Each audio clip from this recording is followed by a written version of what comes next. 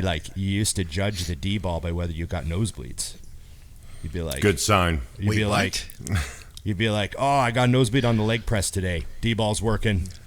Like, it was that's just a good like, sign. That's yeah, a good you'd sign. get a nosebleed squatting. You'd be squatting, heavy, and you'd get a nosebleed during your set, and it'd spray some blood on the mirror, and you'd be like, D-ball kicking in, let's roll. God. You'd put tissue paper up your nose, and you'd do your next set of squats. These are hardcore. Yeah, man, we were so crazy. Like, I think now if I got a nosebleed in the gym, I'd be like, oh, this is terrible. I have blood, but no one wants any blood around, right? Yeah.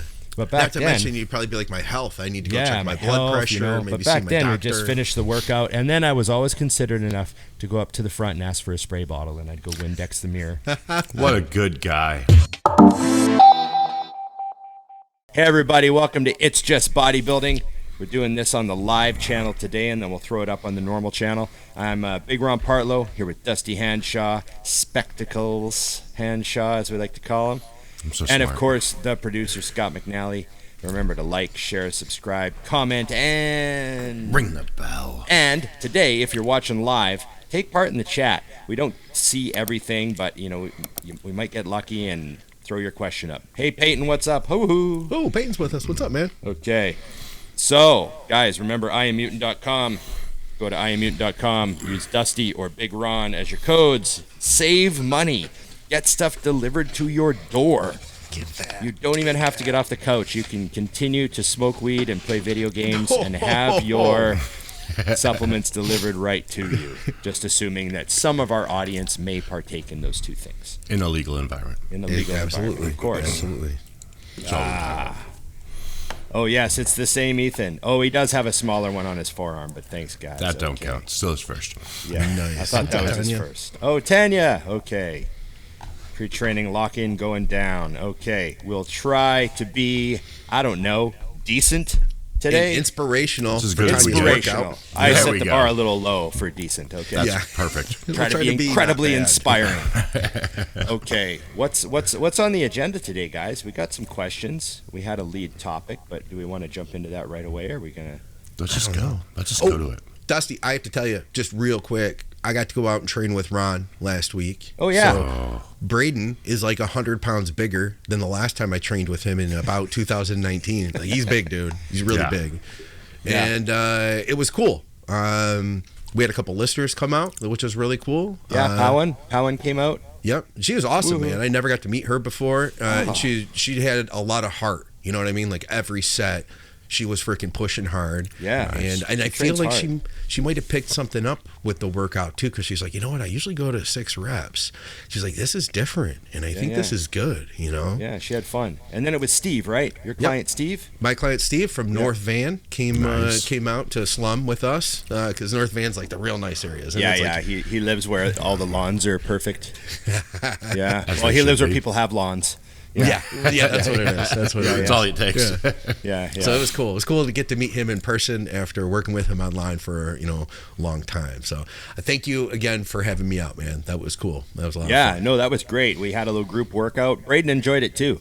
Cool. Braden, Next time I got to get to his to the compound and see that place. Yeah, definitely. Well, next time you got to be around long enough for more than one workout, and then we can go do one at his place. I like that. You know what I mean? What did you think of the gym? Give me a quick. What did you think of West Coast while you were there?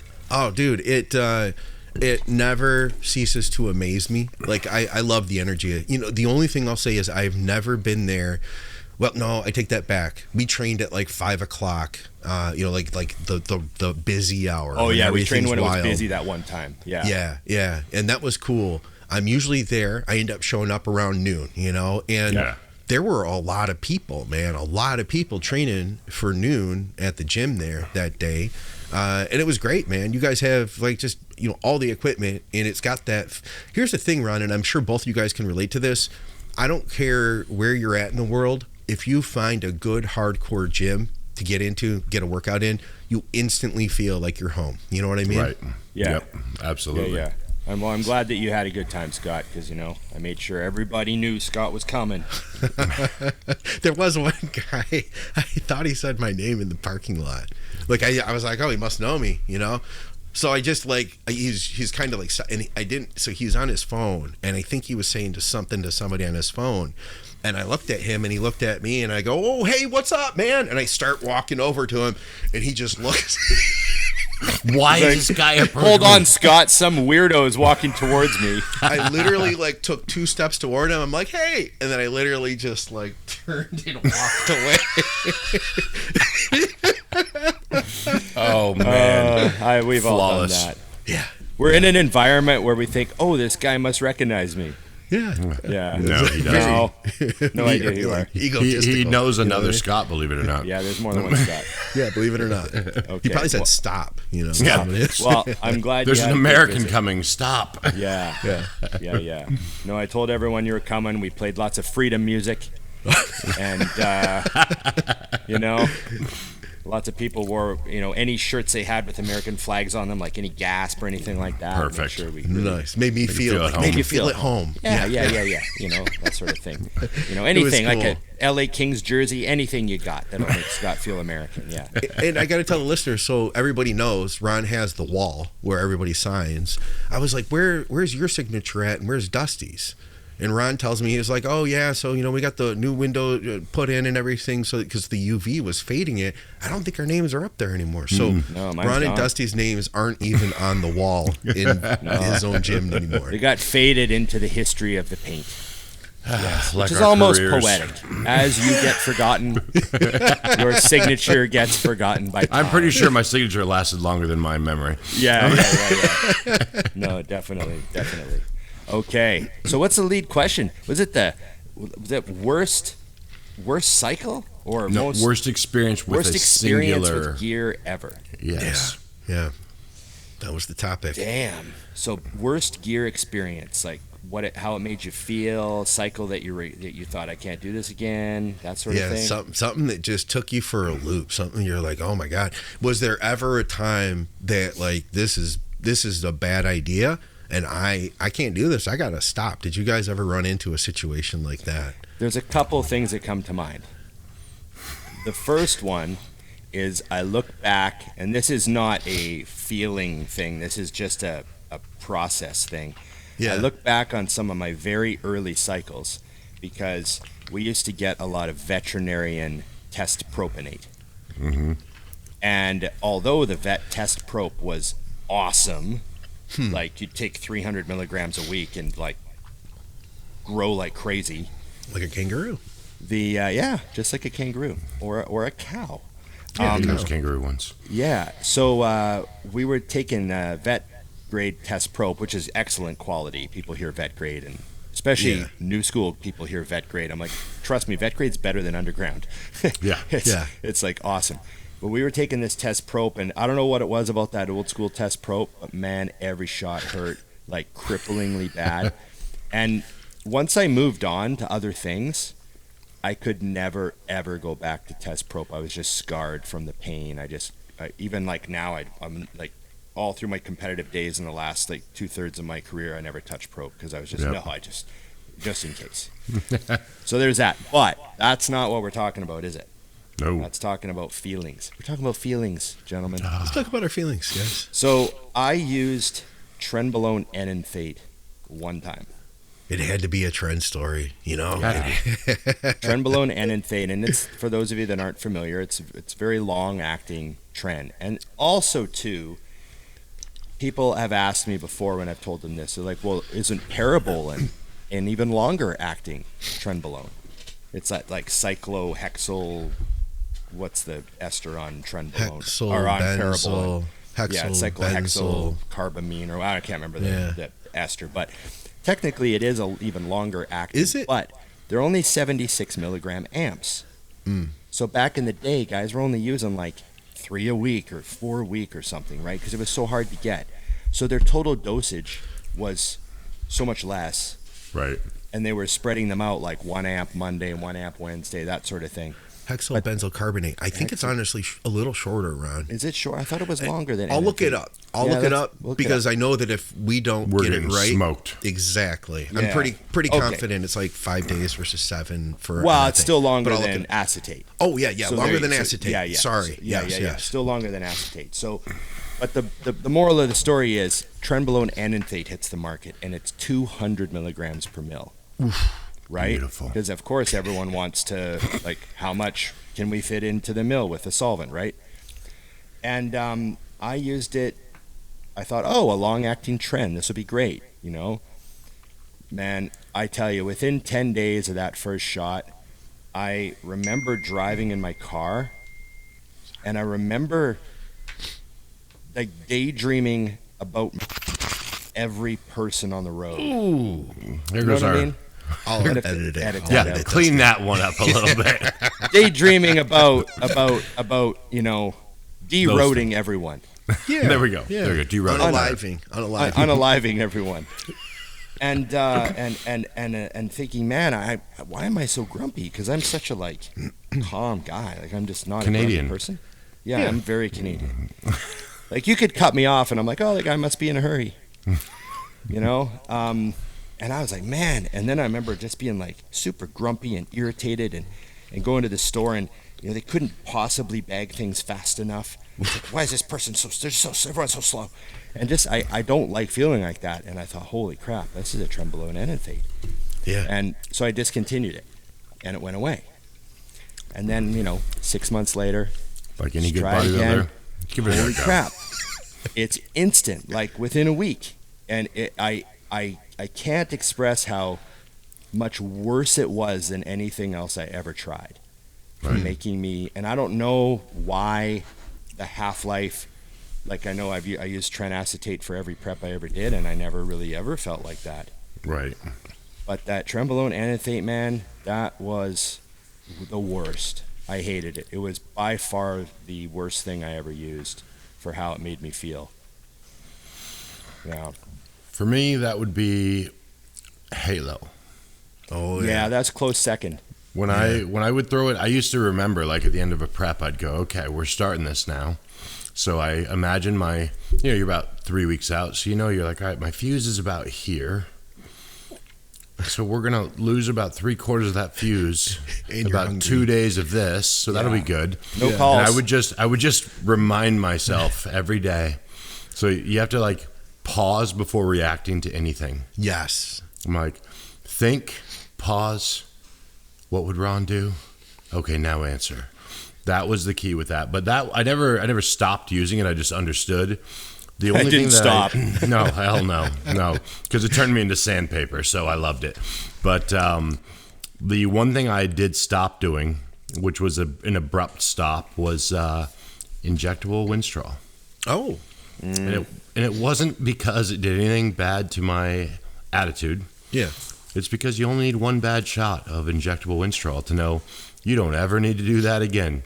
Yeah. I hit my, it was a late night, like, because that was when I was still in the stores. So I went to the gym after the work, got home. It's like 11:30 at night. I had my ex-wife hit my tricep and she went to bed. And it was like, oh, that hurts. And I'm like, it still hurts. It's been like an hour. Now it's throbbing like a toothache. And I'm like, well, it's already in me. So there's nothing I can do about it. Yeah. You go to the doctor and they'll go, yeah, you shouldn't have done that. So I found that moving my arm helped the pain. So I went to Walmart 24 hours a day and I just walked around picking things up off the shelf and putting them back just to keep my arm moving. I stayed up all night. At 5 a.m., the moment I knew my friend would be awake, I called him because he just had a surgery. I'm like, I'm going to need a pain pill. I literally met him on my driveway with a cup of water in my hand. Oh, yeah. He handed me, boom, boom, drank that. My arm was a good 25 inches by the end of the next day. Oh, God. It had swelled out of control. It ended up actually, and this was before the 2013 USAs. I thought I was going to have to drop out. I was like 6 weeks out. Oh, geez. And it swelled up so bad, and the skin actually started flaking off like I was burning from the inside out. Yeah, Yep. that swelling reaction. Yeah. Yeah, it was horrific. And actually, if you go back and look at the 2013 year, you could see it was still bruised. It was discolored. Like, we did a little change to my tan to try to cover it up. Okay. And that tricep had a point on it for 2 years. Oh, God. Where I was like, well, this is a problem. Yeah. So I never use it again. I do not allow clients to use it. No. Yeah. It's a terrible I'm idea. like, oh no, you're swallowing a pill or you're not taking it. Like, No two ways about it. I mean, it's basically, I'm pretty sure what it is. It's Winstrol mixed with glass. Yeah, finely ground up. Ground up glass in Winstrol. So I don't suggest it. Longest night of my life, most pain, and yeah, it almost took me out of a show, and that was literally 6 weeks out. So yeah, that's how long that stayed an issue. So to anyone listening, and the problem was, I always had a little swelling with it. So I was like, oh, perfect. I'll put it, it didn't hurt. So I just put it in my arms, let it do its thing. Yeah. Take the swelling, that's fine. And it wasn't swelling like blurring muscle. It just kind of filled it up. So I'm like, this is great. It was great until it wasn't. Yeah. Right? Yeah, it works until it doesn't. Yeah. I can agree with you on the halo thing too, but the reason I didn't list it is because, like you said, you're like 21 days out. And you're like, well, I can just not be around anyone for 21 days. Yeah, I'll be all right.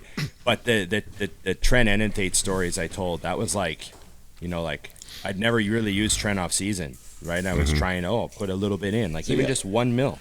Yeah. And like, you're supposed to be happy off season, right? You're eating pizzas. Who's not happy eating a pizza? Just misery. Yeah, not worth it. Yeah. So. That's awful. I had my Halo story that I've told on the show before. I still took it. I just had a really bad day getting lost the first tab of the cycle, Halo, and then I got in the car and proceeded to get lost. And it was before there was iPhone, so we had like MapQuest printed out direct, and it was bad. And I'm trying to think. I think the next nearest thing was methyltren, and it was the heat, man. The heat, because it was like a hot summer and I was working outside, so that was a rough one, and I pulled it. I was like, no, I can't do this. I have to just stop because I'm just like overheating all the time and I feel like garbage. Yeah, and I think that was maybe that, and if I'm thinking of one more thing, when I ran DNP. Oh, you did that. Oh yeah, I forgot you actually tried that. I did it twice. One time was for a short 5-day run at 200 milligrams, so low dose. Milligrams or micrograms? It's milligram? I think it's milligrams. Yeah, it's been a long time. I mean, that tells you how probably often I burns think his brain. about it, right? Yeah, I'm not familiar, so yeah. But the time before that, I gave it the old college try, where you do like the. I think you worked up like 400, 500 a day. How did you feel on that? It basically just zaps your ATP, right? And yeah. I just have no energy to train. Yeah, you don't have any energy to train. You don't have energy to do anything, and honestly, I don't think it was worth it, because like the second time I took it, I did get it was that low dose protocol, and I changed my diet all up and everything, and it did jump me forward. Now I had already been making progress. My number one reason for saying it wasn't a good idea was, you're at one spot, you know what kind of carbs you need, you're moving forward, you begin the DNP, even at that low dose, you gain water from it, and 5 days later, you're now 10 pounds less. Your diet the diet that you used before isn't going to work now. So I come off the special DNP diet, and I go back to my old diet, and now it takes me 7 to 10 days to figure out what I need to do next. So I felt like, geez, I could have just continued doing what I was doing, but you know what it's like. I was like, well, I want to see, I just want to know, in case somebody ever wants to use it. And I never use it with clients, so it's not like I ever needed that information. But yeah, it was the heat that got to me with the whole cooking from the inside out thing was enough for me. Like, I'm good. It's transdermal too, right? You're not supposed to get it on your fingertips, correct? Yeah, John Romano has a story about that. Have you heard that one? Yeah, and I had a friend who was handling DNP, and he didn't realize he was handling all these capsules that someone made him. Okay. And like some broke open in the bag. Ooh. So he just dipping his hand in there? He didn't think, and then like he wound up in a bathtub full of ice. Oh God. And then he went to emergency, and they had him on like an IV, and he was trying to explain to them what happened, and they're just staring at him like he's a lunatic. Right. They're like, what are you talking about? Yeah. And this is an back industrial dye. Yeah, and that's back before As Google. bodybuilder. Like, there's no Google. The nurse can't just Google DNP and read. Like, they're just looking at them like, "Are you making this up? This is insane." Yeah, It's the worst lie they've ever heard. so it was very popular back in like I think it was the late 1800s. They discovered that it was a fat burner because they were using it as an industrial dye, and the people who were handling it were noticing that they were feeling hot and they were losing fat. And it became a popular fat burner until amphetamine was developed. And then after that, they were like, yeah, we'll use this instead. Yeah. But yeah, it had been popular back then, and it's because it was getting absorbed through the skin is how Yeah, they they put it originally in discovered pills it. back in like the 20s, wasn't it? Yeah. Yeah, like a long time ago. Yeah, you know. And then we brought it back in like Keeping 2010. housewives slim, Yeah. right? Yeah. Yeah, it was Dan Duchesne who brought it back. And he had that. John Romano has told that story on podcasts before, where they were like capping it up at a kitchen table in Venice Beach, and then they're like, you know, sitting there and looking at each other and asking, like, "Hey, are you feeling hot, man? Is it hot in here?" You know? Damn. Wow. I remember Stan Efferding told me about an incident where they were in like, he was getting ready for his show and Flex Wheeler was helping him. And they were staying in like not an Airbnb because they didn't have them back then, but like a long stay condo type of hotel. Okay. And he wound up in the bathtub with ice. Oh, really? Yeah. They like discontinued it after they figured out it was not worth it. No. Yeah. Quickly. That's Yeah, wild, yeah. man. Nuts. Good old Yeah. days of And bodybuilding. the only other like health related story I have is back from the early days. I joke with people that I took I joke with some of the guys. I say, oh yeah, you know, I took 10,000 tabs of Dbol, right? Because Dbol was like classic massive drug. Like if you were bodybuilding in the 90s, it was like Dbol was like awesome. Everyone Breakfast just wanted. You had some pink hexes in your cupboard. Oh yeah, get for those sure. Thailand hexes, your breakfast to champions, put them on your cereal, you know. And it was like the best, right? And I had like Russian parabolins, or not parabolins. They were called Piranhabol 5s. They were like Russian D-balls and pop out full. They were amazing. But the market was flooded with these Russian D-ball tabs that came in sheets.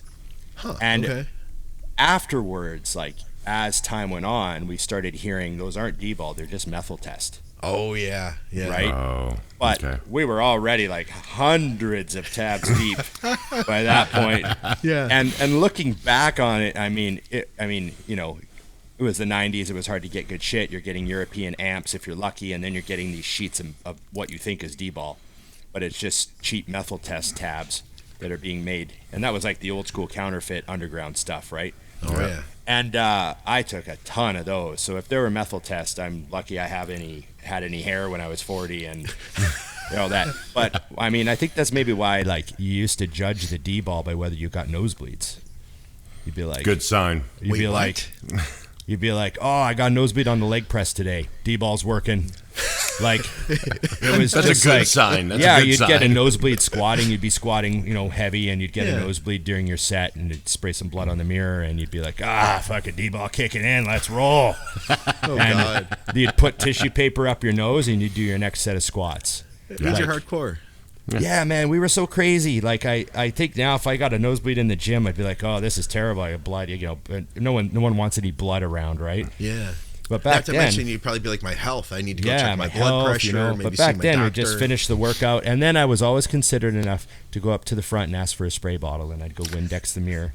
What a good guy. You know, but yeah, those methyl test tabs, man, we took so many of those. I'm sure if there's anyone out there my age who remembers the old thinking they're taking D-ball, but it's pretty sure it's not quite D-ball. That was that Russian methyl test. Probably cost 10 cents a tab, and we probably paid $1 a tab. So Yeah. good old days. You got another one, Scott?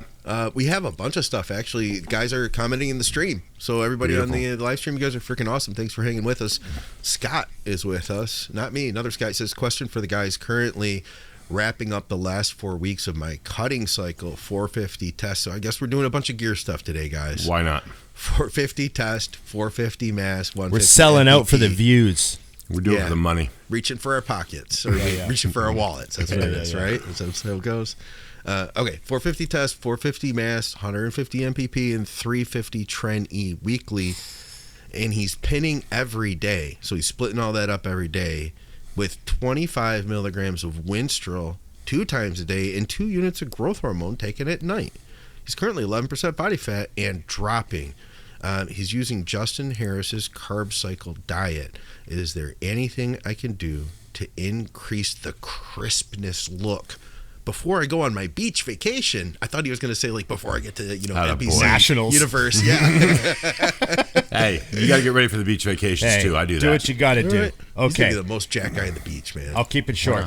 You're 11%, so you just need to get leaner. Don't worry about water or anything like this point. However, I always held water on any kind of nandrolone. So the NPP, for me, if I dropped out that 150 NPP, I guarantee I would get leaner or harder looking. Yeah. And then, like I just said, Tren E made me feel fucking horrible. And that's quite a bit of Tren E. And people think Tren is like, you will never hold water on it. But that's not true, because it's also stressful to your system. So even though it doesn't convert to estrogen, it's also like stressful on you. Oh, yeah. So I would maybe cut that down to 200. And I know that sounds counterintuitive because you're on less drugs, but trust me, we've all seen this a million times. Sometimes less drugs equals a better look. And you're just trying to get lean for the beach, man. You're on plenty of gear. I would drop the MPP out if you're, worried about water. And I would run less Tren, to be honest. And you're on plenty of other stuff, and I would just diet hard. If you're doing Justin's carb cycle diet, just pound that. But that's my quick little 2 cents. I have nothing to add. I love it. Yeah, Flawless. I think that's all good advice. Let's get a restock on the shirts, Justin says. Does he mean at Mutant? Good luck with that. Are there shirts available? What Which shirt? What shirt's he talking about? I don't know. Tell us, Justin. What are you talking about? Yes. Oh. All right. Okay. Tanya noticed I said MapQuest. Yes. I'm trying to look here. We got a bunch of stuff. Here's How one. was Scott Abel as a coach, Ron? Oh, dude, we've been getting asked that a bunch of times.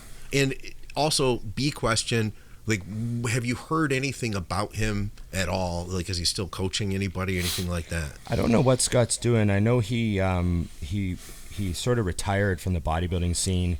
I know he got really tired of, like, the drugs were just getting crazier and crazier and crazier, and he just had enough. So I don't blame him. I remember he told me one time he was backstage at a show, and this would have been like, I don't know what year this would have been, like 2000 something, like 2009, 10, something like around there. And he said that was kind of, remember that period where everyone was really banged up, like their delts were loaded, arms were loaded, everything was loaded. Okay. There was that phase when a lot of the kind of lower tier guys were trying to shoot up everything. And it was always the lower tier guys, right? They were trying to make up for size, and he just saw so much site injection. He was just like, I'm out of here. And he kind of got tired of the bodybuilding. I don't want to put words in his mouth, but he was helping a lot of like athletes and a lot of like also helping a lot of women. He really got into that market. I mean, I think he had plenty of money. I think I think he's like pretty retired, and I think he's doing pretty good. I haven't talked to him in years. Yeah, who is he even? Because we might have some newer people that don't even know. Well, I mean, it's hard to sum a person up. He was way ahead of his time. He was a coach from Ontario back in the 90s. He turned like, I don't know how many people pro. He turned, 30 people pro in the 90s when there was one pro card a year. Yeah. Right. So, I mean, like, it was a lot. You go to the nationals and you'd see strided glutes, and there was only a couple people that it could have been. Right. And Scott was one of them. He was ahead of his time. I worked with him. He had me doing HIIT cardio in like 2004. Okay. Yeah, that wasn't a thing yet. He had me doing like super high calorie, super compensation days, and then really low calorie dieting, which was like kind of revolutionary too. And he was a volume trainer though. He was into like volume being, having everything else standardized and then using volume as a sort of like what you use to regulate your training. Which, I tried it for a while. I did win my first national title with him, so I got to hand that to him. And yeah, he turned a lot of guys pro, man, and a lot of his guys were in great condition. And But that was the old school days. There was, a lot of water and diuretic manipulation and pretty hardcore loading. He was into fat loading and stuff like that. So, it was an interesting era. But yeah, Scott Abel had his hand in the bodybuilding scene for a long time. I believe he helped Linda Murray the year that she didn't win. And then they found out she was pregnant. Oh, wow. You remember that year? Linda Murray, tried to win another Olympia, and she got second. And then afterwards, she's like, oh, my God, I really found out I was pregnant during my prep. I didn't even know. She dropped 9 pounds and was shredded. Yeah, something like that. Dropped 9 pounds and was shredded. But, she was in the early stages, obviously, and just didn't know. Okay, yeah. But yeah, so I think he helped her that year. He helped Greg Kovacs, from kind of the start. He picked Kovacs up at a very early stage. Oh, no And kidding. he was very closely working with Greg Kovacs for a lot of those, crazy years that Kovacs was getting out of control. That Scott had his hand in a lot of that. So, yeah, it was fun. Scott was fun to work with. He loved bodybuilding. He was super hardcore. And he was a smart guy, real smart guy. So, He work you hard? Did you grind really hard to get to that kind of Oh condition yeah, your with him? calories got low. Yeah. He was the guy that introduced me to the concept. Everyone else was doing 500 grams of protein, no carbs. Yeah. And Scott was like, that's stupid. Your body's just turning carbs into protein into carbs. Why don't you eat 250 grams of protein and 250 grams of carbs? Yeah. Right. Your calories are the same. Yeah. And you do it, and you keep your muscle, and your pumps would be better, but you'd be starving because your meals were small. And you know what I mean? You're having 6 ounces of chicken and half a cup of rice. Yeah. And you're starving, but that's the name that he'd just be like, you're a bodybuilder, you're supposed to be hungry. So, it was that type of thing. The meals were small, the diet was tough. He pushed people. What about this one for Dusty? Because Dusty, I feel like you got an answer for this. Dane, who we met, he says, lead question, why don't cheat meals made at home hit like cheat meals from a restaurant? Oh, man, there's a list. There's a list of reasons. Salt and fat. That's the first one. Second one is you have no responsibility for any of it. You ain't got to make it. You don't got to clean it up. Yeah. Someone brings it out to you on a nice fancy plate. Look at Scott is just breaking every rule there is I know. today. I set an alarm because I take my SLU and I keep forgetting to take my second It's like dose. a blowjob for no reason is always better than a blowjob that you had to clean the house for. Valid point.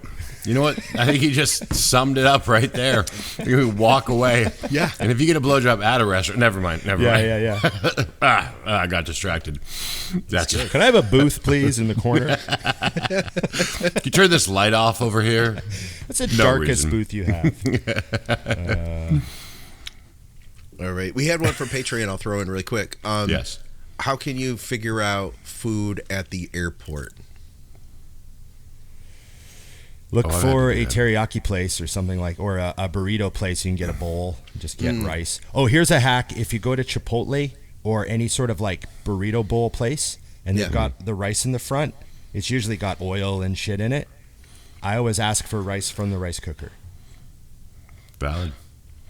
Valid point. Oh, okay, yeah, because it's just it doesn't have stuff mixed into it. Yeah. I go, I don't want this rice. Can you get me some rice from the rice cooker? And they'll look at you and go, no, I don't think so. And I go, yes, you can.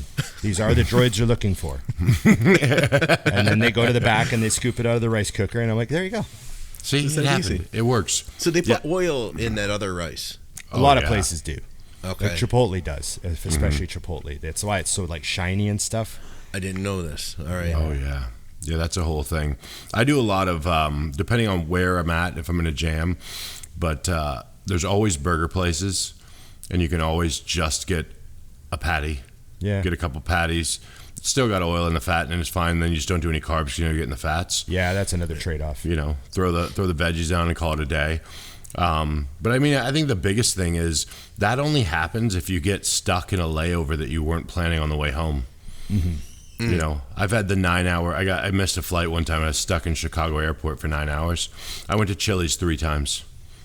The lady laughed the second time, and the third time it was a different person because her shift was over. You went to Chili's once and you just sat there for 3 meals. That's what you need. You ate 3 meals at one time. This story is a lie.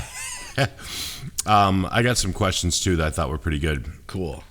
What's a failure in your life that turned out to be a blessing? This podcast, I made 2 good friends. There we go. It's still a failure every day. Complete waste of our time. It's an expensive friendship you got there. I'm always, in retrospect, I'm always glad I didn't turn pro at any of my close calls. I'm glad I lost all those shows. Would have ruined everything. Yep. I would have turned pro before Facebook. And then what? Yeah, we wouldn't know, Ron. Who cares, right? See ya. Go get a job. Oh, I guess I'm a salesman now. I don't know. Very true. For me, it was getting injured and not getting to play hockey. And that was a double because part of it was I had zero plan. Like, I didn't need another plan. I knew what I was going to do. It was fine. I knew it since I was 12. It wasn't going to be a big deal. So I planned my entire life, even where I played, what I did, because it was going to go pro. A lot of guys didn't go pro out of college back then because it was a very different game. So if you were like a speed, that kind of player, you could go to college and still make it. If you weren't, you went to juniors. So when I got injured, I had no degree, no talents, no money. Oh shit.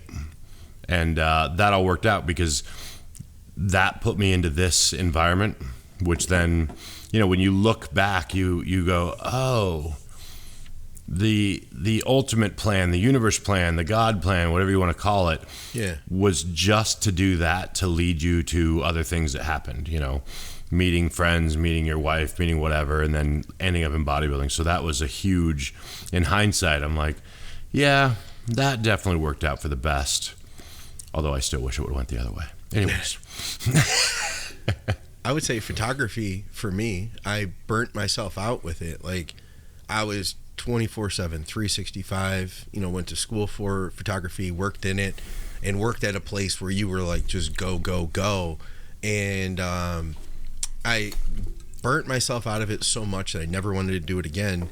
And when I discovered bodybuilding as my next passion, which was something I had done before, but not at the level I eventually began to take it to, I realized I was like, I love bodybuilding so much that I never want to lose it. And so I always was able to look at the mistakes I had made previously with photography, which was a huge passion of mine in art. And I was like, I'm not going to make those same mistakes of burning myself out again. So, and it's something I try to pass on to other people, because you guys, people, we meet people, listeners and clients, some of them that are just like 24/7, and it's great. But some people you have to pull back, and you're like, you know what? No, if you go on vacation, like you're in your off season, we're off, cycle right now. You just got done with like a big push, and now is the best time for you to be able to eat off plan. So like, enjoy your time, relax a little bit, because in 4 months we're not going to have that opportunity to, you know what I mean? So stuff like that. Also, every other romantic relationship that I had ever been in to get where I am today. Honestly, I wouldn't have been able to be who I am right now, Yeah. Valid. There really are no, like, I'm very fortunate that I am in a spot where I don't really see anything as a fail, because I'm happy with where I am in life and who I'm surrounded by. So, you know what I mean? Agreed. Like I failed at relationships too, but it was all like, well, I mean, look how on a scale of 1 to 10, I'm extremely happy on a daily basis, so I'm in a good spot. Yeah, it worked out. That's also mental attitude. Yeah. You got another one, Dusty? I have a list. I shot out text messages, so we got loaded. Oh wow. So this is a good one. 3 things a younger aspiring bodybuilder should focus on who is getting into the sport. Having a plan for income. Like, we've talked about this a million times. Bodybuilding is expensive, and it's just getting more expensive. I mean, you bought steak lately? Yeah. And, bodybuilding is not a poor man's sport anymore. It used to be, you can tuna and rice it for so long. It still costs more than it used to. But it still costs a lot more than it used to. You know, we used to buy those 99-cent cans of tuna and all that stuff, but I think those days are long gone. And bodybuilding is not a poor man's endeavor if you want to be really good at it. So have a financial plan. You need to be a boss in your life, not just in the gym. Yep. And so that's one thing. Also understanding that you have to build a pro physique in order to become a pro. That was mine. I was going to say get big. Just don't period. Get big. Build muscle. Don't be in such a panic to compete all the time. You're just going to be an also-ran with all the other also-rans. In a lot of cases. I mean, there's a lot of guys that are ready to win, but I'm just saying, a lot of people that think they aren't. And don't waste your money going to nationals if you don't have like any shot at all. To be realistic about that stuff. See a lot of people blow a lot of cash competing all year long. Yeah, I would strip it down to even basic stuff in the gym. Work on figuring out what intense training actually is. I don't think that a lot of people realize that intensity is something that grows over time. Like what was intense to me, which I always was somebody who people thought trained really hard. But every 2 years, if I were to look back at what I was doing 2 years ago, it was nothing. And you start to learn too that intensity isn't about running around the gym and, feeling all crazy. It's about what happens during one singular set, one singular rep of every set. Finding the ability to call on those things. That really, take your next pill, Scott. I don't know why it keeps going off now. Sorry, guys. Those are things that I see very regularly. I go over it with all my clients. I ask for videos, and 9 times out of 10, when I see the set, I'm like, ooh, we have to learn how to train. And it's weird to me because I'm a visual learner. So when I would watch Kevin Levrone, Ronnie Coleman train, I'd go, okay, that's what training looks like. And it would throw me off when clients will see videos of my training and then they send me their video and I'm like, these aren't the same thing. I'm not talking about the weight. So I don't think that most people have any idea what their body's capable of. Yeah. Focus on that a ton. Yeah. Yeah. Try to figure out a way to that's why, I don't want to harp on the science guys because there is a lot of contributions coming lately. But one of the things that I really think people need to do is they need to actually find a point where they've drastically overdone it. Yeah. Like, you don't know where the line is until you cross it. I remember like leg workouts where the next day I would be like, there's no possible way I can go to the gym today. Yeah. Like I am so smashed. I feel like I got hit by a car. I can barely walk, crippled around the house, getting off. Oh, I can't just get off the couch. It's just like, oh, I'm messed up. Like a lot of regular people, if they just woke up that morning feeling like that, they would go to the hospital. Yeah. They would be like, I have to book an appointment with like a doctor, or I need to get blood work, or I need to get a chiropractor. It's like, no, you just did legs. Like you just have to recover from legs. Good news, you get to do it again next week. Yeah. Right. And in 6 days, it's going to happen again. You might be just not sore enough to do it again. Yeah, like that. And I think without knowing that, I was thinking the other day of what the craziest sets we ever did, and it's so funny that you brought up Scott Abel earlier, because Scott Abel actually had I can't remember what he called it, but it was like a challenge set that he had us do once in a while just to like, and I look back on it now, and there was no science behind it. It was just a mental thing, just turning you into an animal. And you do it on leg day. You'd go to the leg extension, and you'd load up a weight that you could only get like 6 reps with. Okay. So I was like stack plus a plate back then on that old extension that I had, and grind out 6 power reps, like right out of blood and guts, where it's like the machine's almost moving on the floor, trying to get 6, and then you pull the plate, count to 10, go again, and if you get more than 2 reps, you count to 10 and stay with that weight, and you only get 1. And then when you only get one, you drop a couple plates. Wait 10 seconds, go again. And if you get more than 2 reps, you stay with it again. And you keep staying with a weight until you only get 1 rep. God. And you work your way all the way up the stack. So it was like and you time it. And I'd send him my time. I'd be like, oh, my leg extension set lasted 5 minutes. Yeah. And he'd be like, oh, that's incredible. That's awesome. That's like brutal. And then, you'd do like 2 sets of leg press and you'd go home. And obviously there's no science behind that. There's no studies on that set. It's like breaks all the rules of what people are saying now. But it teaches you like how much is in the tank and how much pain can you endure and how much lactic burn can you stand for like 5 straight minutes. Yeah. And we used to do that stuff all the time. And I think it's important that people try to figure out ways to just find out, try to beat yourself to death. Yeah. And just figure out where that line is. Hey, we're going to go in the parking lot. We could train legs and then we'd take a 50-pound bar. Mm-hmm. And we'd say, okay, we're going to go in the line. We're going to try to do 100 lunges. Yeah. And if you get to like 20 and you fail, then it means you got 80 left. To give the bar to the other guy. He gets as many as he can. You take it back and you go and you might only get 2 and you hand the bar to the other guy. And he gets 2 and you hand the bar to the other guy. And you get 2 and you hand the bar to the other guy. And we try to get to 100. Yeah. There's no science there.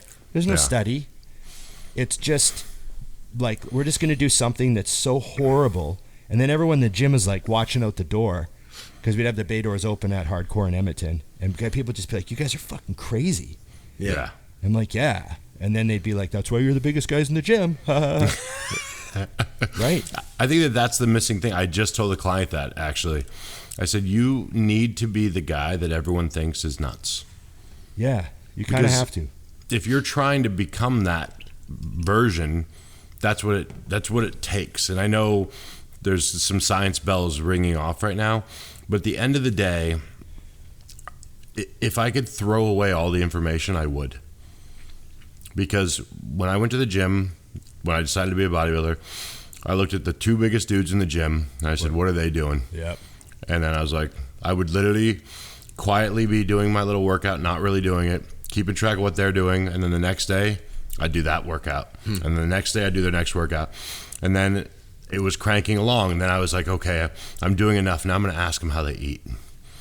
And I mean, I'll never forget, Robert Farrow wrote my first diet on a napkin in the front of the gym. Yeah. Eat this. And I was like, okay. And then I ate that every single day and followed the workouts I stole from him. And next thing you know, I'm growing. And I was like, I never said to myself, I wonder if he's leaving anything in the tank. I didn't wonder anything. Okay, I'm going to do what he's doing. And then I got really big. And I think that the lack of information was better. Because, and I understand someone's, I'm very aware that there are people that are just genetic freaks. But they were the 2 biggest guys in the gym. They were continuously bigger than everyone else. And I said, okay, that just seems like the best move. Yeah.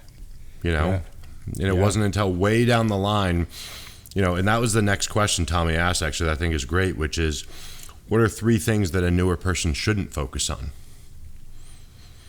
The majoring and the minors. Exactly, the nuances. Yeah. I remember being a kid and watching Eric LaRue. I'll give him another shout out. I give him a million shout outs on this show. He was one of my mentors when I was a kid, still a friend of mine. Happy 61st birthday, by the way, buddy. But I remember Eric, him and Kevin would come in the gym and they'd go over the squat rack and they'd do the old school thing where you lay the plates against the rack before you start. Oh, yeah. So there'd be 5 plates on each side on the floor leaning against the rack. Just telling everybody, like, these are our plates. Yep. And they get the bar in there and empty bar, 1 plate, 2 plate, 3 plate, 4 plate, 5 plate. Knee wraps go on at 4 plates. Knee wraps go on at 5 plates. Another set with 5, then a set with 4, then a set with 3 to failure, and then they're done squats. Yeah. And that was just like, oh, they're both 250 pounds and they're massive. And everyone else in the gym knows they're the most massive guys in here. And there's lots of guys in here on juice. But they're more massive than everybody. So guess what I did on leg day? Yep. Go to the squat rack, stack the plates, get going, boom, boom, boom. Yeah. So just like same thing as Dusty. Like, who's the biggest guy in here? Yeah. You know? What's he doing? Let's do that. Yeah. And that's also good. It carries over. That mentality carries over to when you're prepping. Like, remember those first shows you're doing? Like, think now about all the people that are doing their cardio and they're like worried about, oh, am I catabolic right now? Yeah. Man, your body can handle a lot. Well, it's funny, Ron, because I just told a client the other day, we got started on, first time for her on the step mill. And I was like, all right, let's start at 60 steps per minute.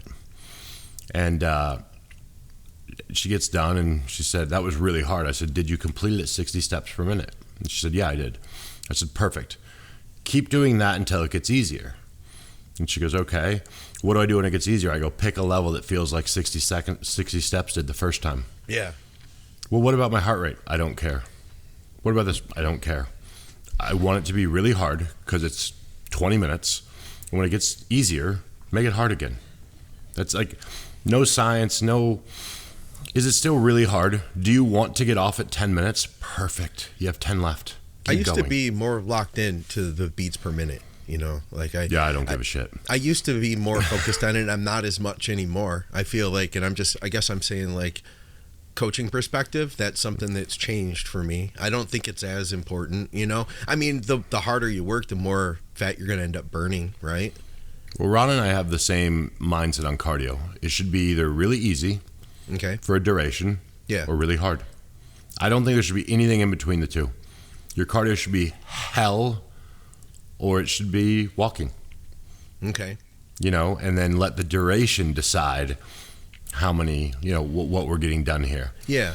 But yeah. I've really leaned into liking it, and I find as an athlete, I prefer. I mean, I do it even for myself now. I get on the bike, and when I first started riding the bike, I was like, I'm going to ride this at a hard pace and see what it gets me. Okay. And on the particular bike I'm on, I was running like 84 RPMs. And I saw how long, like the distance that took me according to the bike. And now I had data. Yeah. And just kicked it up. And I mean, now I get on the bike for 30 minutes and I run at 104 RPMs the whole time, do 11 plus miles. But it's one of those things where now I'm watching. Yeah. I want it to be hard. And then you start going, I wonder if I can get to 12 miles. Do I need to increase my speed? Do I need to increase the resistance? But it becomes like a game, and it makes it fun as much as I hate doing it. Right. And then it's also, you know, it's something Rob Bailey taught me. It's like, you need to slay a dragon every day. And I really think that's true. Like, you've got to do something brutally hard every single day by choice. And I lean into things I don't like as much. The brutally hard in the gym, I love doing it. I can't even call it brutally hard because I love doing it.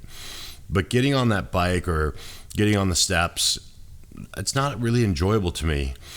So every time I'm done, I feel like I did something. And now the rest of the day is my bitch.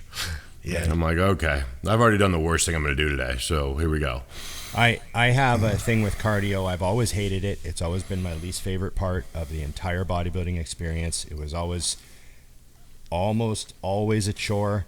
It was always the thing that took the most, like, fuck it, yeah, I want to win, I got to do this type of thing. Practicing always, posing and tanning were my two. Right. Yeah. So cardio was never like fun, you know.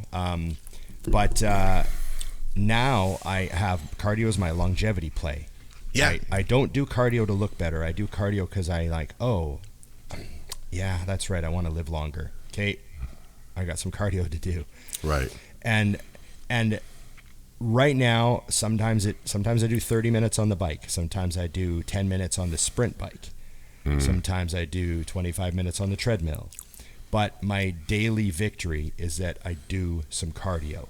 And it's just that people who do cardio every single day live longer, period, end of story. That's all the data I need. Yeah. Let's go do some cardio, right? So that's my thing with it. That's where I'm at. I started with 20 minutes and, at the beginning of the year, like whatever it was, January 17th. And I just was like 20 minutes, 3 miles an hour at an incline of 2.5 to 3. And that was enough to get my heart rate up. And I'm like, okay, I can get my heart rate up. By the 10 minutes in, my heart rate's up. And over time, was able to continue pushing it up. And it's really cool to see your endurance build with cardio. And now I'll do like between 50 minutes to an hour on like a level 6.5 and just going as hard any faster than I would be running. So it's like, it's pretty high intensity. I'm doing like, it ends up being like 130 to 140 beats per minute, especially if I do it after training because your heart's already up, you know? Yeah. And my point now is I'm just kind of like, yeah, you know what? I used to always stick to the lower, you know, keep 120, 125 beats per minute, blah, blah, blah. And now I'm just like, and I love it, man. Like for me, and it's not for bodybuilding as much as it is for health and endurance. And what you said, Dusty, slaying that dragon, I'll tell you what, man, when I'm done with that, like, I am freaking soaked. Like the next thing I'm doing is taking a shower. There's no other opportunity to do anything. There's it's the greatest feeling in the world. I absolutely love it. That's why I bought that Echo bike. Yeah, I hate that thing. I know, but man, I hate that thing because I just do 30 seconds all out. Okay, and then I do 60 seconds just let the pedals move. Almost nothing. Yeah, and I'm telling you, can get off. You don't have to be on it. When you crank that thing through, like the first few times, and I put it in the garage in the summer when I got it because I was like, that was like an FU to me. Like I have space in my cardio room. I'm like, no, we're gonna start out here. Okay, it's hotter. Do you mean it's hotter in the garage? It's hotter. Okay. It's brutal. Yeah, and I mean, for the first, I don't know, 10 times, I used to have to come in and lay on my tile floor with a fan directly blowing on me and lay there for like 10 minutes afterwards. Your legs are blown out. You're breathing like you're still on the bike. You've been off for 5 minutes. Yeah. And I hate that thing. It's one of the best purchases I've ever made. That's cool. Yeah. Another thing I have to say about cardio is one of the things that I get out of it is, and the unfortunate thing is I have to finish the session to get the reward. But, I've really sort of not embraced because I didn't have like any terrible habits or anything, but the talk we have now from like Andrew Huberman and the stuff we're hearing from people about dopamine and how you want to avoid easy dopamine. Right. People that have like, certain terrible habits and that's how addictions form is they just easy dopamine and reward for no work and stuff like that. And it kills motivation and all that stuff. So I've been on this thing where like, if I know I can get dopamine from something that's hard, I know I have to do it. Right. And it's like a motivator to make me do it because there's just something, I know that rewarding feeling is there. And it's not just things like cardio, it's anything you don't feel like doing. Like on Friday, I was tired. I had trained early that day. I had a ton of stuff on my laptop. I was busy. And I just thought, man, I was going to ride today. I was going to get out on my bike, but I'm pretty tired. And I was watching the sun, the sun move across. It's getting later, and I thought, man, I got 2 hours of daylight left. And I looked at my app, and it said rain Saturday, rain Sunday. And I thought, fuck, if I don't get out today, I'm not going to get out all weekend. And next thing I know, it'll be Monday, and I won't get out Monday because I'm busy. So I quickly threw my pads on, pounded some Mind FK, grabbed my bike off the wall, and I went and had a fantastic session. As soon as I got out there and I got moving and stretched out and got moving, man, the music was awesome. I had my music playing. I had a great session, and I remember driving home like I felt high as a kite. Yeah, I know what you mean. I felt fantastic. I'm stopping at the store, gonna grab some groceries. I'm gonna cook a nice dinner tonight. I stopped at the butcher, went in, grabbed some steak skewers and some stuff we don't normally eat, and I came home and I made a nice dinner. And Emily and I sat down and watched a movie, and I just that dopamine reward for something that you didn't feel like doing is something that I think people need to really focus on and use it as a motivator if you're having a hard time with stuff. And it can apply to so many things. I've been watching a lot of podcasts on that, and they're saying the dopamine information is changing, and that what you just said plays a bigger role. It has to be something harder, something you don't really want to do, something with a surprise result. Yeah. Because of course, if you hate doing cardio, if you hate getting on the Echo bike, well, the part you're gonna get, which is the shitty part. But that's where the dopamine comes from. That's why it's mildly addicting to do something you hate doing. Yeah. And that's something I tell clients in the gym. You know why you go grab the explode row instead of a barbell? Because it's easier. Right? Yeah. Yeah. It's just easier. Every part of it's easier. Putting the weight on it's easier. Rowing it's easier. What you're using. Yeah, you're both rowing. But I'm telling you, the harder one works better. Put the bar on the ground. If you want to make it really hard, don't even use the the lift to put them on there. Slide that shit on. It's a pain in the ass. Best back workout you can have. Row a bar against gravity. Right. Can't be beaten. Oh, hey, so the cardio thing, I'm doing all this in the house, right? And when I had gotten sick after that, 5 years ago now, I was like, my cardio was so bad after that, and I couldn't breathe. And just like trying to breathe sitting at my desk sucked. And I had this realization where I was like, I don't know if I'll ever be able to go hiking again with my wife. Like we weren't even married then. I don't know if we'll be able to go hiking again. So while we were in Vancouver, we went to Lynn Canyon, and it's a nice little like rocky walk, around. You've been there? Of course not. It's a beautiful little walk, and there's this really cool little pool. There's a little river area, and you can jump into that and stuff. And people do like some cliff diving that's really not safe. They actually have questionable. They have a map there of like where everybody has unalived themselves by jumping in. But at the end of that, then you can keep going to another bridge, and there's two paths. There's one path that's like a flat path, and there's one path that's a set of stairs that literally just goes straight up until it turns and then goes up again and turns and goes up again. You can't even see the top. We took that thing straight up, and I would not have been able to do that had I not gotten my cardio built up. And let me tell you, Dusty, you get up to the top of that mountain, and it was incredible, the feeling I got just being able to do that. And it sucked, like my breathing, it was hard, you know what I mean? But it felt so good. Hard but possible. Yeah. Yeah, I was really proud of myself. It was like a really big moment. So I was very happy with that. So here's one, Scott. I want your take on this because I know it takes a lot of heat now with the science world. Tempo training. When is the best body part to use things like slow eccentric movements? How and when to add that into training? Slow eccentrics? Yeah. Well, all of them? That's what she wrote there. Yeah, that was the confusing thing. So there's a lot of pushback now on controlling your negatives. That's not necessary. Really? It doesn't do anything. Huh. And I couldn't possibly disagree more. Like to me, the most simple metaphor I ever heard, which I've used countless times since then, is comparing a rower to a gymnast that does like rings. Okay. If you're rowing a boat, say you see those people, they're not jacked. Yeah. But all they do is row all day, because there's only resistance when they're pulling towards themselves. You know what I mean? True. There's no negative resistance. And I said, now look at a ring, somebody that's on the rings that has to slowly control how their body moves. Yeah. Explode up when they need to, control the negative. And as soon as I heard that metaphor in my life, I was like, oh, feeling the negative makes sense to me. Yeah. And now there's science argument against it, and I'm like, yeah, I don't care. Yeah, no, that's not even a conversation, Yeah. I mean, it's funny to me. Some of the things that come out with different studies, I'm always like, yeah, no. Yeah. It doesn't matter. I mean, there are certain things I think, even if they don't make sense, they make sense. When like in the old days, some of these younger people won't know, but people really push on like switching to white fish at the end of a prep. Oh yeah, yeah. And people are like, that doesn't do anything. Chicken is low fat. That's low fat. It's the same. And I'm like, I agree.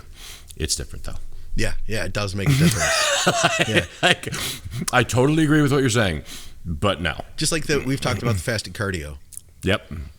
Yeah, same thing. It's like it doesn't matter. But it does. Do an experiment, switch to all light fish, and do fasted cardio every morning for 30 days. And like no other changes in your life, just do those things. All meats are switched to light fish, and you're doing all your cardio first thing in the morning. You're muted, Ron. Ron, you're muted. Yeah. And guaranteed you will be less happy. Yeah. Just like removing Diet Coke from your diet. Yeah. I love that meme about Diet Coke. It's like, I just concluded my 30-day Diet Coke study. I drank no Diet Coke, and the results are I am less happy. I'm less agreeable. On and on and on. Yeah, as he's drinking a I Diet am no healthier. Very valid. That's good. Do we got more, or do you want me to keep firing some of these ones off I have? I like these. Yeah, these are I good. had a good one too, but you can. We could Give me probably yours. do a couple more. What was your good one? Well, it's kind of a philosophical one, so I don't know. I if like we want- philosophical. Let's do Okay, it. it's from. I'll just get its Instagram name, Rindell. Okay. If you could never receive external validation or any recognition, who would you be then? What part of you remains when all your roles, reputation, other people's opinions, and all of that are stripped away? Oh, this is horrible for me. My whole life is based on external. No, actually, what's funny is I think I'm going to guess that that's a younger person. And the reason I say that is because, at least for me, that stopped forever ago. Like, the fact that there's external validation that comes in is just a byproduct of me doing what I was going to do anyways. Like, the only change is we have to post on social media. It's part of our job. I wouldn't do that as often because I don't care. Right. I wouldn't video in the gym because I don't care. I don't need to see it. I've done it 10,000 times. I think he's my age, but yeah. Oh, whatever. so maybe then he gets it. Like, because for me, you definitely realize that. I mean, it's the same when someone asked me just recently, like, "Oh, what do you worry about what someone would think of that?" And I'm like, doesn't even cross my mind to care. Like, you do. I think you just reach a point in life where you're like, I just do what I do, and that's the end of it. Like, my training would be the same. Essentially, everything I do in my life would be identical if no one cared. Because you do these things because you care. And if you're not doing it for those reasons, you should probably switch what you're doing. Because you're going to eventually reach a point where you're unhappy then. Because at some point, no one is going to give two shits about what I'm doing every day. Right. I'm shocked it hasn't already happened. So it's important that it validates, that you validate what you're doing. I mean, Yeah. I think that most people don't realize that the majority of our lives don't go up on social media, and the best parts of my life don't go on social media.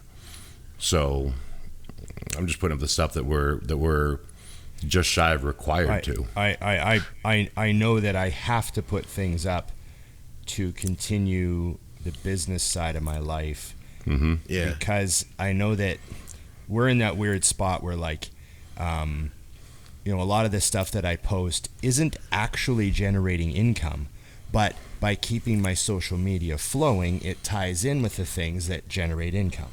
Yep. So it's like this weird all-encompassing thing where you just try to be, you have to do a certain amount of putting you out there because you is the reason that, we're sponsored and we have businesses and that sort of thing, right? So it's all sort of this weird thing where everything meshes together.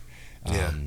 But I really appreciate, like, certain guys. I look at their pages and their Instagram is literally one thing, like they're hunting. Oh yeah. Yeah.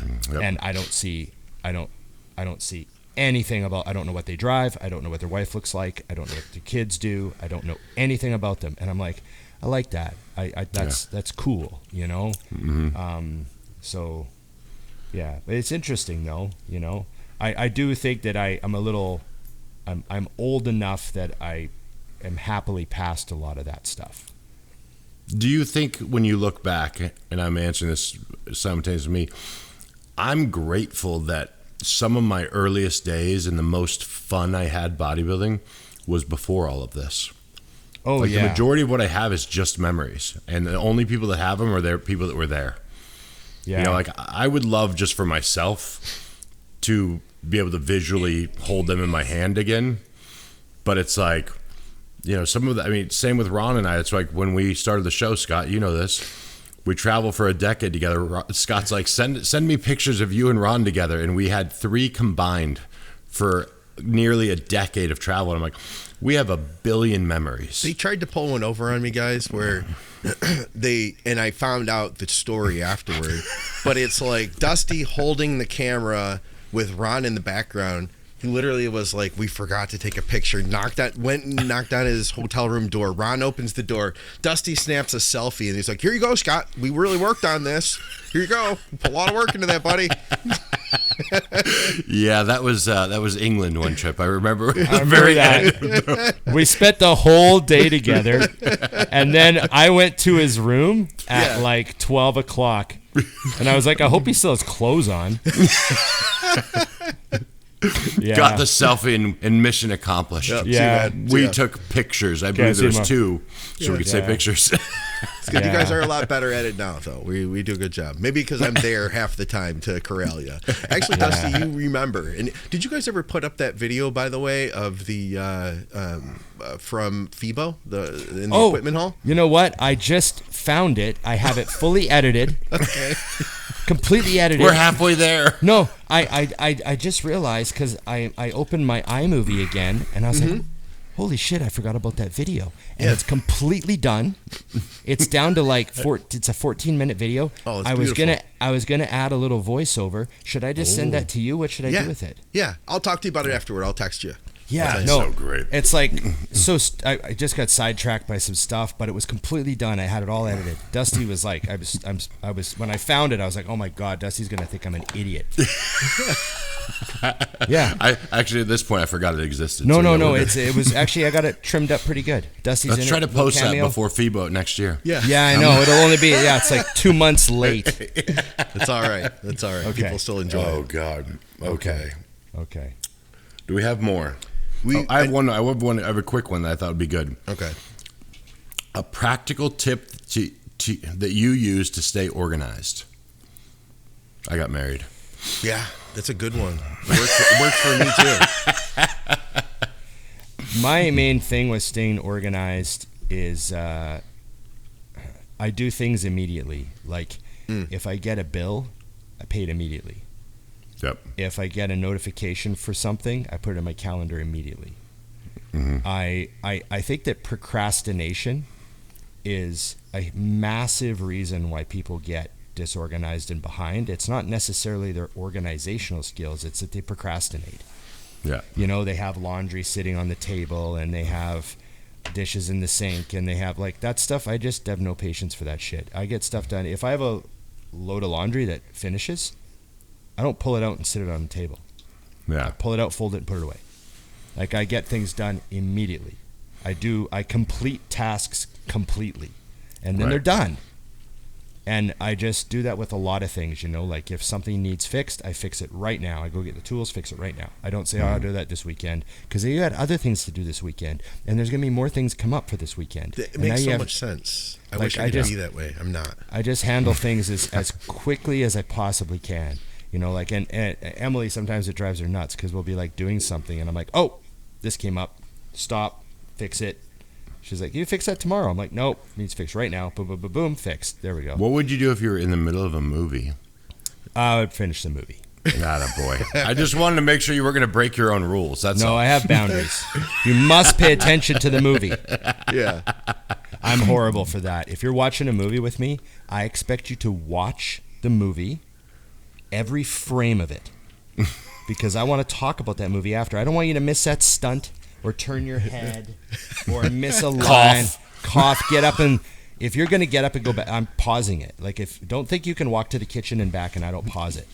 Oh, like that's a requirement here too, but we do it in both requirement. directions.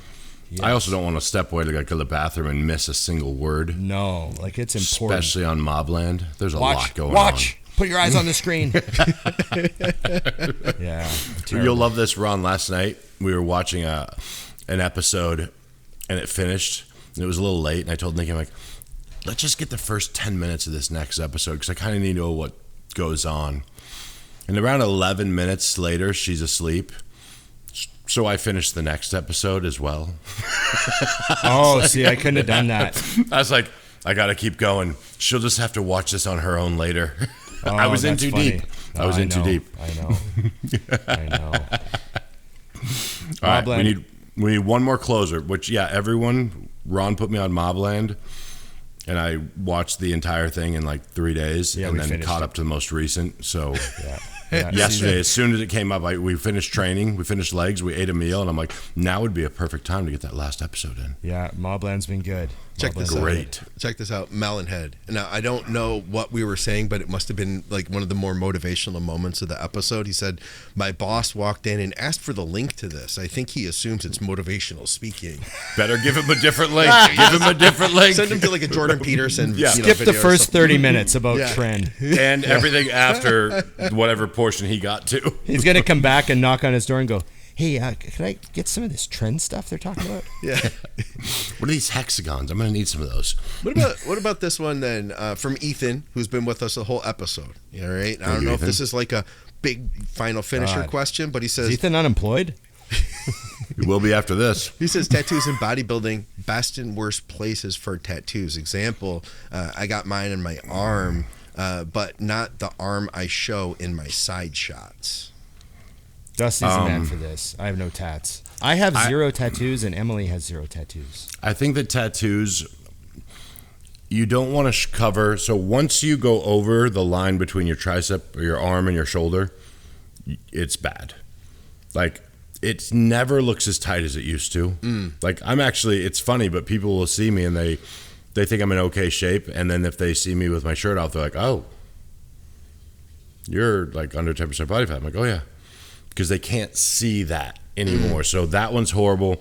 Anything on the abs. I mean, honestly, if you're bodybuilding now, just don't get any more tattoos. This was my retirement plan. This made sure I never came back. I was like, once I go over this line, it's done. He did it on purpose. Yeah, like this one. It's funny. I got the idea from Dennis James. That was his thing. He's like, if I throw these on, if I get tempted, I'll know I'll suck anyway. So don't worry about it. But yeah, so whatever you have, just don't get more. I mean, you don't want anything that detracts from looking at your physique. I think as a judge, like if I was a judge, I think I would tell people avoid your back and avoid your quads. Yeah, the quad is a rough one. Yeah, I've seen guys get like the whole mural on the back, and then you can't see the detail anymore. Yeah, like back you used to double's be able tough. to. It's tough. Yeah. Yep. Yeah. Yeah. But and again, I mean, there's a lot of guys that got into tattooing before they got into bodybuilding. It is what it is. Some of the cover-ups are great. Sometimes they work well. Sometimes they don't. But sometimes they work good enough. yeah, it is what it is. So, if you really love tattoos and it's that important to you and you're not like at a pro, like I think there's a misconception because of the very old school idea of, oh, you'll get marked down if you have a tattoo. Now, if you go to like a state level show, like you'll see so many tattoos, good ones, bad ones, and everything in between. And it's like, if it's that important, you really want it and you're a state level guy, then just keep bodybuilding and get the tattoo too. And it's, not going to be the end of the world. I think at that level, to be honest, the best guy's still the best guy. Yeah. Like, I would still win any local show if I got in shape. It would have to They're be. not going to be like, can't see his shoulders very well. I was like, well, you can see he's bigger than everyone else. Who cares? It would have to be like, I think in any scenario, right, that like you guys are equal in the only way that a tattoo could truly hold you back would be if you're equal in every single way, like it's that close, but the other guy doesn't have the tattoo, Yeah. So, but yeah, I mean, it is what it is. I do know that when I colored in under here, yeah, if I do like a normal bicep pose, my arm doesn't look as big anymore because it's dark. No kidding. Right, Like, you dark. can visually see it just looks smaller, but I just don't do that because I have no reason to do that anymore. Yeah. I told that to Nikki today because we're doing a little 5-week cut for I saw a trip. your abs on Like that. social media. Well, that's why I today. did it because today was just today's day one. I'm starting to diet actually tomorrow because I'm taking the kids out for one meal. Okay. But I wanted to see the start point. She goes, "Oh, are you going to the posing room?" I'm like, "I'm not a bodybuilder. No, I'm just gonna lift my shirt up." I love how I love how Dusty said, today's day one. Well, I'm starting later. Actually, I'm starting tomorrow. Yeah, I forgot the But he's girls. already got I was abs, like, too. shit, I gotta hit one more. I gotta hit one more day. I forgot. You gotta love this too. You only tell kids like, "Hey, we'll take you guys anywhere to dinner because we're gonna take a break and not go out for a while. Where do you want to go?" They go, "Chili's." I'm like, okay. I mean, I love Chili's, but that's the place you want to go if you can go anywhere. Yeah. Okay. Good Well, choice. at least your kids aren't going to break you out of house and home. That's true. No. Yeah. Yeah. No worries on that. Yeah. We're good there. $30, we're done. Okay. $30. You must live in America. Have you guys been hearing about this sugar only diet that Mark Bell's put out? I just did a reaction on it today.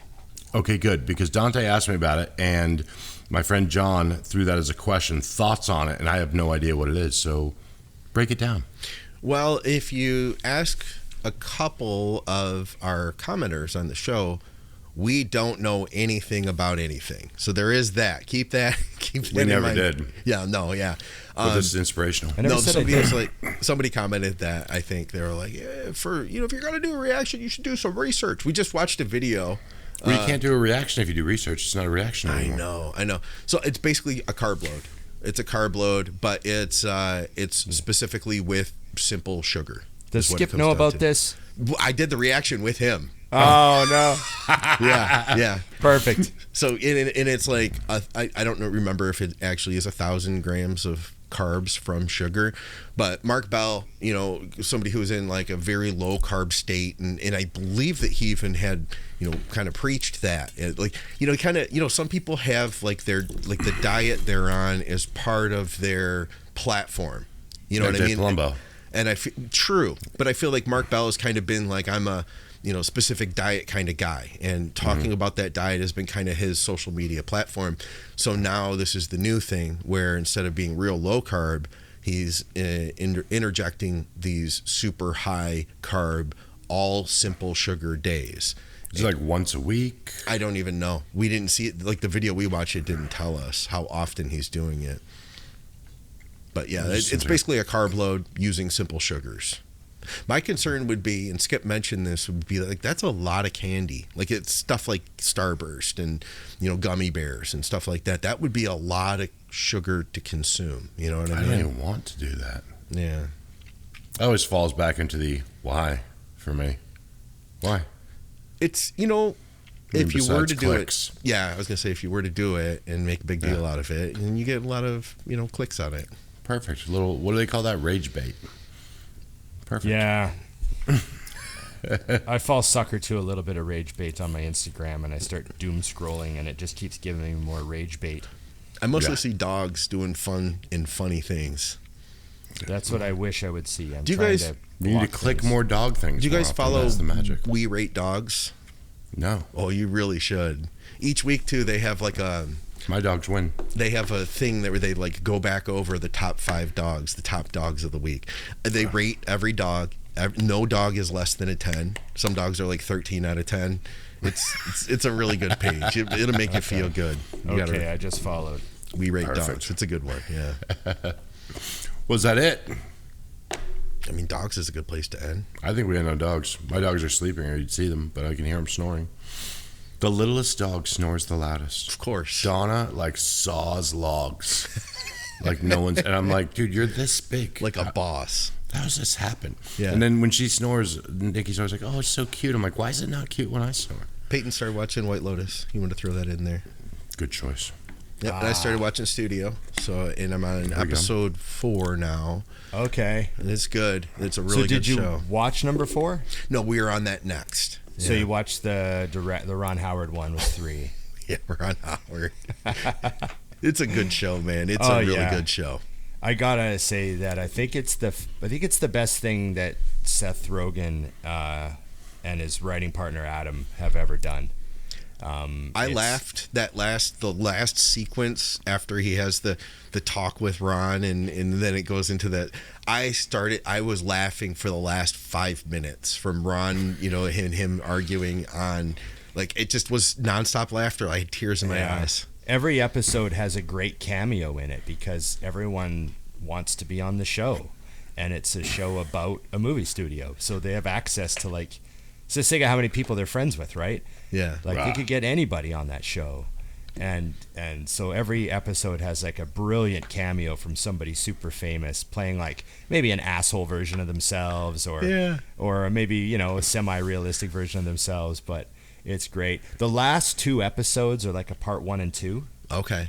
And David Franco has this amazing cameo that he's sort of in both episodes. You just got to wait for the last 2 episodes. They're complete chaos. But isn't it hectic? Yeah. We had to get used to that. Like the first episode, it gave me anxiety. And then after that, then I'm like, okay. You had to reframe your mindset before you started watching the show. Yeah, because they're like 30-minute episodes, but there's no fat on them. No. It is just nonstop, like, and stressful because you're like, oh my God. But they wanted to capture the stress of working in the movie industry. They do a good job at that. How like high pressure it is, and how much we're going to greenlight this movie or not. We have to know by 10 o'clock tonight. Like, is he going to play the lead or not? Like, we need to know. Like, and just like the anxiety of all the crap going on and all the moving parts of making a movie. Yeah. And the feeling, the sense of place they give you, the Hollywood that they create is like, it's the world that I would expect Hollywood to be, kind of the way in what was it called, Once Upon a Time in Hollywood. So much of that movie was about feeling like you were in the 1960s in Los Angeles. And you get that same feeling, of being there with them, the houses and the buildings that they're in, and it's so crazy. Yeah, exactly. And Seth's driving that stupid car. He's got a 53 Corvette or whatever year it is. I love that car. Yeah, and apparently the most realistic episode is the one where they're casting the Kool-Aid movie, because that Kool-Aid movie's coming. Kool-Aid. And there's an episode coming up where they have to cast the Kool-Aid movie. Oh God. And apparently all the conversations are taken from real conversations that they've heard studio people have to have. Like, just the non-stop franticness of it. Like, well, if we cast a black guy for this role, what race does his wife have to be? And like, oh my God, and then but then there's too many white people. Oh, we got to fire that person, but are we firing them because they're white? Like, and then, like, just a constant, like, juggling of just all the nonsense they have to put up with to make a movie and please every single person and not get called anything bad, and just it's chaos. So just wait for that episode because it's stressful. I'm excited. Okay. Awesome. Okay, thanks guys. Okay, remember, like, share, subscribe, comment, and ring the bell. Yes, and remember, go to IamMutant.com. IamMutant.com. Get your IsoSurge, get your all in, and everyone should get on the gear. Dusty and Big Ron are the codes. Save money. Get it delivered to your door. You don't even have to put socks on. Like, come on, I know you're not leaving your house. Most of you are unemployed. Let's just be honest with ourselves. So yes, let's do that. Go to Mutant, get your stuff, make us happy, keep us relevant. We appreciate all of you. Remember, thanks for watching the live, by the way. Everyone that chimed in. Yes, awesome. Thank you. Sorry we couldn't get to every comment, but you know how it is. We're kind of incapable of really handling the stuff that happens. Anything. We're doing our best. Okay, remember, it's just bodybuilding.